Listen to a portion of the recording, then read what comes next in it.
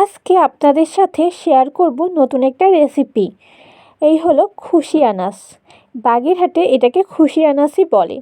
এটা দাম একটু বেশি। যাই হোক, শুরু করা যাক রান্না। প্রথমে হচ্ছে খুশি আনাসগুলো ভালো করে ধুয়ে, তারপরে হচ্ছে আঁচড়িয়ে, তারপরে হচ্ছে চাক চাক করে কেটে নেবেন। এটা হচ্ছে কি বেশি পরিমাণেই নেবেন, কারণ রান্না করলে অল্প একটু হয়ে যায়। এই যে আমার মা সুন্দর করে খুশি আনাজগুলো কেটে ধুয়ে নিল, ধুয়ে কেটে নিল। যাই হোক, এখন হচ্ছে কড়াইতে দিয়ে দিবে তেল। সামান্য পরিমাণ তেল দিবে, কারণ আমরা তেল খুব কম খাই, এই জন্য আমাদের শরীর সবসময় সুস্থ থাকে। তারপরে দিয়ে দিবে জিরে ফোড়ন, তারপর দিয়ে দিবে কি দিবে, কিছু দিবে না। এখন হচ্ছে নাড়াচাড়া করবে ভালো মতো। তারপর দিয়ে দিবে, দেখতে থাকেন, সেদ্ধ করা খুশি আনাজ। আমার মা প্রথমে সেদ্ধ করে নিয়েছে। যাই হোক, এই যে সেদ্ধ করে নিয়েছে।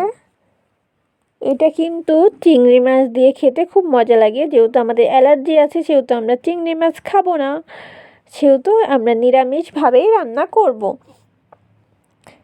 সেদ্ধ করা পানিটাও দিয়ে দিল। খাবারে কিছু কিছু টেকনিক অবলম্বন করলে রান্নাটা কিন্তু অনেক বেশি মজার হয়। তারপরে দিল কাঁচামরিচ। আমার মা আস্ত কাঁচামরিচ না দিয়ে মানে চিরা চিরা কাঁচামরিচ কেটে দিয়ে দিল। যাই হোক, খুশি আনাচের রং আর কাঁচামরিচের রং মিলে একাকার হয়ে গেছে। তারপর হচ্ছে আমার মা রান্নার ভেতর সামান্য পরিমাণ লবণ দিল। এখন এটাকে ভালো করে ফুটিয়ে নিতে হবে। এই যে আমার মা রান্না করতেছে, আমার মায়ের হাতের রান্না খুবই সুন্দর। এরপর আমার মা দিয়ে দিবে একটু হলুদ। আমার মা পুরনো দিনের মানুষ, সেই জন্য পুরনোভাবে রান্না করে, কিন্তু খেতে অনেক মজা হয়। আমি আমার মায়ের রান্না খেতে খুব ভালোবাসি। এখন আমার মা এটা ভালোভাবে সেদ্ধ করবে। ততক্ষণ আপনারা ভিডিওটা দেখতে থাকেন আর অবশ্যই কমেন্ট করবেন। এই যে ফুটে উঠেছে, ফুটে উঠলে আমার মা দিয়ে দেবে সামান্য পরিমাণ চিনি। আমি জানি না কেন আমার মা সব রান্নাতে চিনি দেয়, চিনি দিলে নাকি স্বাদ ভালো হয়।